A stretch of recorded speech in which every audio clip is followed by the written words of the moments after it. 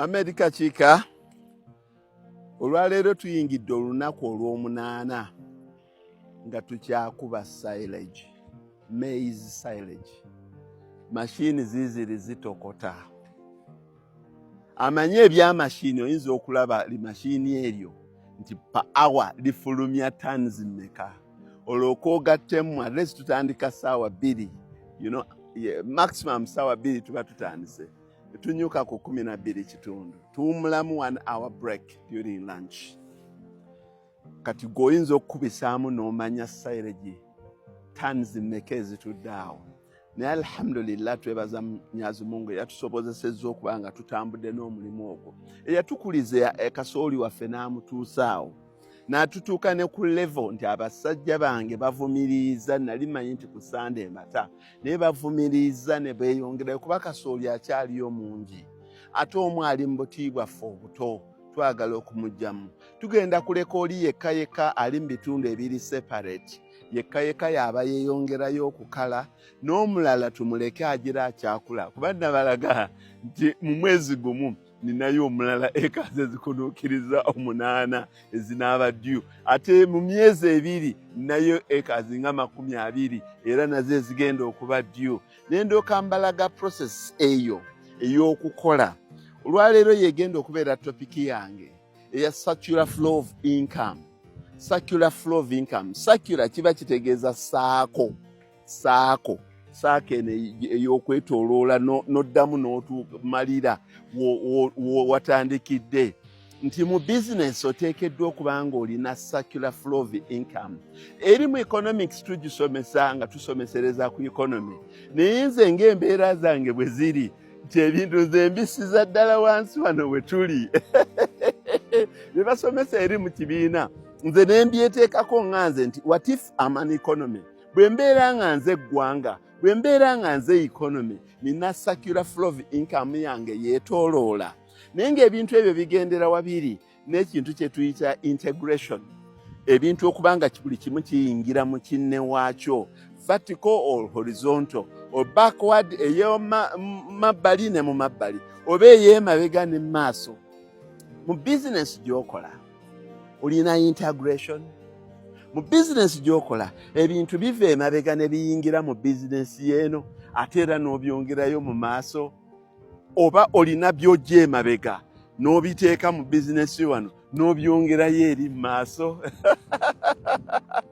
Backward and forward linkages, vertical integration. Kati nze Mamedika Chika ngenda kubalaga engeri gye nkozesezza eyo concept ya circular flow of income. Nga income yange yonna ngyetooloozezza nti eva wano natandikira ku miti. Eva ku miti, emiti gye nateekamu ensuku n'emmwanyi. Principle yange enkulu yali miti, nakulimira bantu mmere. Neeva miti, ne ndaba nti emiti gino okubeera ano nga ngisaawa kangiteekemu ente. Waliwo omukyalo oyo waabukedde emyaka giweze nga 10 emabega yabalaga nti nali nina ebibira naye ng'abansaayira ebibira ebyo nte. Nga nte ze zibisaawa. Kati mu ebyo ebibira ate nga mulimu ente mwe mwavanga maniwa gwe najjangamu nendeeta mu mmwanyi zange, mu mmwanyi ne mu bitooke byange nemba nga complete nze cycle nti ate ebivaayo eri. Kati ate ennaku zino nenkyongera okukya-upgrading, okukya-updatinga nti kati era emiti ngenda kugibalagako nti emiti is my principal source of income. Nti emiti bwe ngisala nengifunamu ensimbi. Eno faamu eno nabannyonnyola nti mu COVID abantu bwe baazimbira ennyo, abantu baanoonya emiti ng'ate booda y'e Congo nzigale, Kakiika n'ayoola ssente. Osanga zampitiirako ne ngamba kati nzikoze eki? Kwe kutandika faamu eno nasendawo wano olusuku. Kati laba emiti wano bibira bye byazaala faamu. Faamu evaako manure. Faamu bw'evaamu manure ne mutwala ne musimbira mu miti n'emmwanyi. Mu miti ne kasooli. Bwe mmala okusimba kasooli ne mmuggyayo ne muliisa ente. Ente ne zikyamuka nnyo ne zindeetera amata mangi. Nentunda amata nenfuna ku cash flow. Obuso obuva mu nte ne bugenda kati nina contract ya bukadde. Ennemeddewo olw'okuba abakozi baabwe babadde busy. Nga tetusobola nakuŋŋaanya busa n'emmotoka ezaali badde zibusomba obutwalira ba clients zibadde mu kusomba kasooli. Naye olumaliriza bwe tuti kasooli ng'ate olwo enteekawo emikono egy'obusa. Kyekyo kyempita linkages. Naye tunuulira structural flow of income eyo. Engeri sente gye zikwetooloolerako bweziti. What is the message? Buli muntu alina ettaka nga lyennina okusobola okukola structural flow of income eyo oba linkages? No. Naye buli muntu waali mu buli bizinesi gy'alimu asobola okukola ekintu kino kye njigirizaako olwaleero. Let me give an example ku kintu nze kye nabeeramu. Nabagamba nakanikako mu garage. Omuntu alina garage ye muntu alina a lot of linkages ayinza okubeera ne structural flow of income. Nti omuntu bw'oba ng'oli makanika nga weetengere olina garage eyiyo ne bw'oba teweetengeredde nnyo nti osobola okusuubulayooko ebintu ebya bulijjo ebikozesebwa. Sebo ne paketi za plaga ennungi ne zikulema okuteeka kaawo mu kaduuka ako. Ne oyiro ne buli baagala okujja ne mugenda ne mucrossinga ne mugenda ku petrol station eri ku bbali oba ne mutumye nabugabo. Oyiro muteekewo. Obeere ng'abajja okusaavisinga mmotoka zaabwe. Oyiro omujja wali. Omuteekako ne ke bayita ka markup. Obeere nga sisi waali, hydraulic waali. Obeere nga wali akataka akakuliraanye. Nyiniko walitegeeragana naye ebeere washing bay. Nti emmotoka ezijja mu garage obwo omala okuzigira. Muzooze beerayo n'abaana abooza.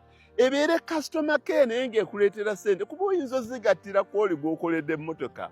Bwe nkuleetera mmotoka yange ogikanika n'oginziriza yonna ng'etemagana bagipolishinze. Manya oyo makanika wa ddala. Nga omugwe mmanyi mukwano gwange ali wali ennaalya. Bw'atyo bw'akola emmotoka yo n'agikupolishingira nedda. Kati obulaba nti nno kaakiiko ekintu ky'ayogerako tekiri unique ku ye yekka mu kulima. Linkages zino zisobola okukolebwa mu buli sekita yonna gy'oba oyagadde. Buli muntu yenna waali kawubeere ng'oli mu dduuka oimportinga bintu. Beerako nga bw'oba ogenda olinako by'otwala ebikkirizibwa. Sigambe kutwala bitakkirizibwa. Bwe baba bakkiriza ebinyeebwa twalako ku binyeebwa. Twalirako abantu ku miyembe gya kuno twalinga wabweru. Singa ekintu ekyo tukikola nga bw'oba ogenda bw'oti banno bakulindiridde.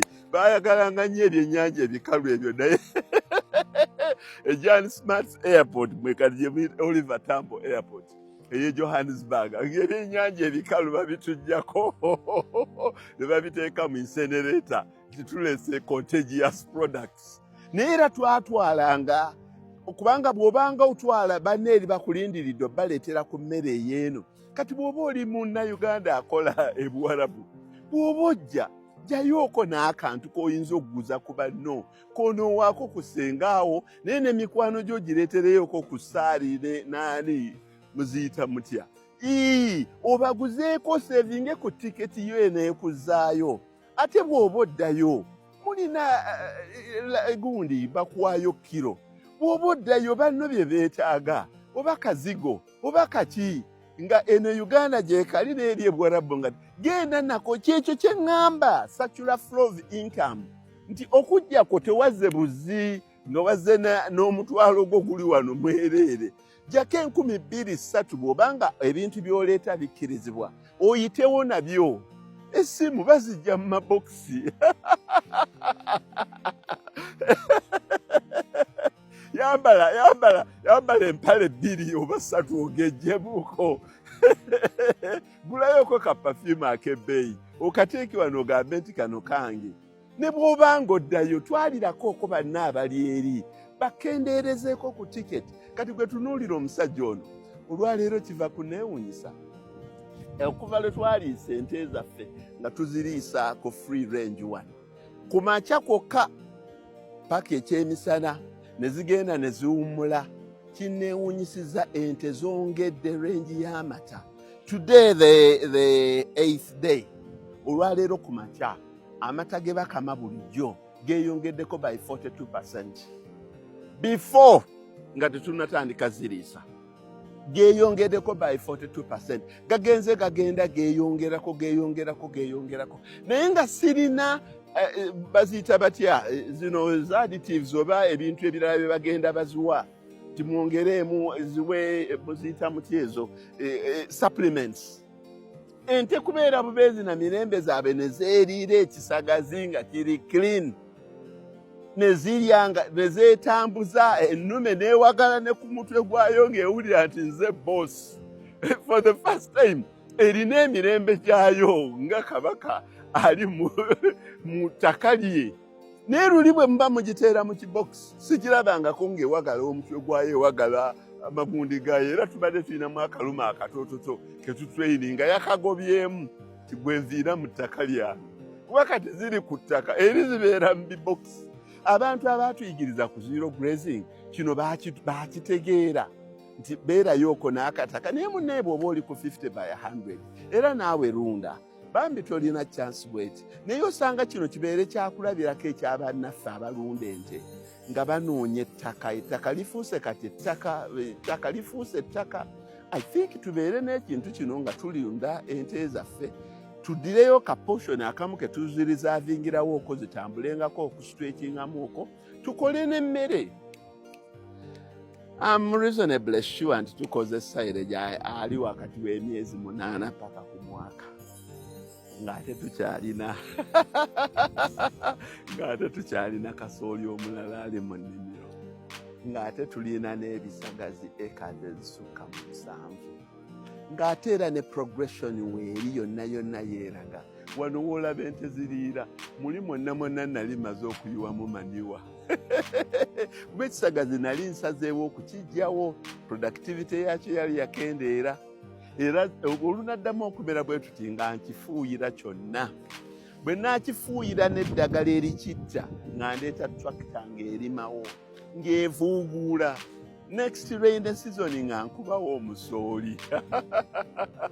Omusooli bwe gunaavaamu nga nzizaamu ekisagazi kiddemu kiwangaaleyo emyaka gya 9 inshallah. Kati bwe batya abantu bwe bakola circular flow of income ne weetoolooza income yo nga edde eno neekwetooloola bweti.